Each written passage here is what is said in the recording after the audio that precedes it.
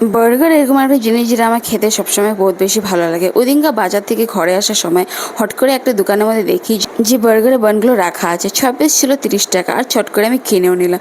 কিনে অনেক দিন ধরে রেখে দিয়েছি, যেহেতু ঘরে আমার বানানোই হচ্ছিল না। তো আজকে ভাবলাম অনেক দিন হয়ে গেছে, পাউরুটিগুলো নষ্ট হয়ে যাবে, আর যেহেতু রবিবার তো চিকেন আছে, অনেক সবজিও আছে, তো আজকে বানিয়ে ফেলি। তো পাউরুটিটা দেখো মাঝখান দিয়ে কেটে আমি দুই পিঠে দুই রকমের সস লাগিয়ে দিয়েছি। একটা হলো কি টমেটো সস, আর একটা হলো কি চিলি সস। তারপরে আমি দিয়ে দিয়েছি একটু পেঁয়াজ ভাজা ভাজা করে, পেঁয়াজ লঙ্কা কড়াইতে দিয়ে একটু ভাজা ভাজা করে উপর দিয়ে দিয়েছি, আর একটু মাংসের টুকরা দিয়েছি। যেহেতু আমি বানাতে চলেছি চিকেন বার্গার। আমি এর আগে অনেক রকমের বার্গার বানিয়ে খেয়েছি, chicken patty burger, egg burger, but আজকে একদম সিম্পল চিকেন বার্গার বানাবো। আর আরেক দিকে আমার ভাইয়ের জন্য আমি বানিয়ে নিচ্ছি, যেহেতু আমি একলা খাবো তা কী করে হয়, ভাইকেও একটা দিতে লাগে। তো কাঁচা স্যালাডের মধ্যে আমি শুধু দিচ্ছি শসা আর টমেটো। আর এখন বাঁধাকপি সিজন, এই জন্য বাঁধাকপি দিতে পারলাম না, আর পেঁয়াজ যেহেতু ভাজা ভাজা করে দিয়েছি, এই জন্য এক্সট্রা করে দিলাম না।